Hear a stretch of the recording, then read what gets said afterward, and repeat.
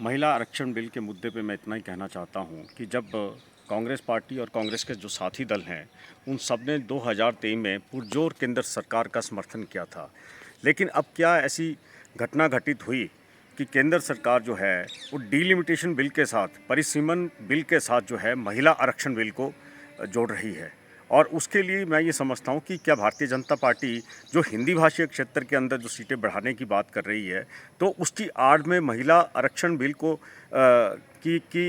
उसका महिला आरक्षण बिल का सहारा लेके जो है इस देश की जनता को बरगलाना चाहती है या सीधे सीधे लोकतंत्र के ऊपर हमला करना चाहती है। तो मैं ये समझता हूँ कि आज जिस तरह से भारतीय जनता पार्टी और देश के प्रधानमंत्री जिस तरह से सोशल मीडिया के ऊपर जो उनका वक्तव्य आया था महिला आरक्षण बिल को लेकर और परिसीमन बिल को लेकर जिस तरह से वो ट्रोल हुए हैं, तो मैं ये समझता हूँ कि आज देश का नागरिक, देश का आवाम, देश की महिलाएं, देश की मातृशक्ति ये समझती है कि किस तरह से इस देश के अंदर जो है लोकतंत्र को दबाने की कोशिश की जा रही है, महिलाओं को दबाने की कोशिश की जा रही है, महिलाओं के अधिकारों को दबाने की कोशिश की जा रही है। उसके बावजूद मैं ये कहना चाहता हूँ, इस देश के अंदर अगर कांग्रेस पार्टी की बात की तो सबसे पहले अगर इस देश के अंदर प्रधानमंत्री दी तो कांग्रेस पार्टी ने दी, अगर इस देश के अंदर सबसे पहले यहाँ पे राष्ट्रपति दी तो कांग्रेस पार्टी, अगर देश की महिला राज्यपाल रही तो सबसे पहले कांग्रेस पार्टी ने दी। तो जिस तरह से परिसीमन बिल का सहारा लेके, महिला आरक्षण बिल को उसका सहारा लेके जिस तरह से देश के लोकतंत्र को दबाने की कोशिश की जा रही है,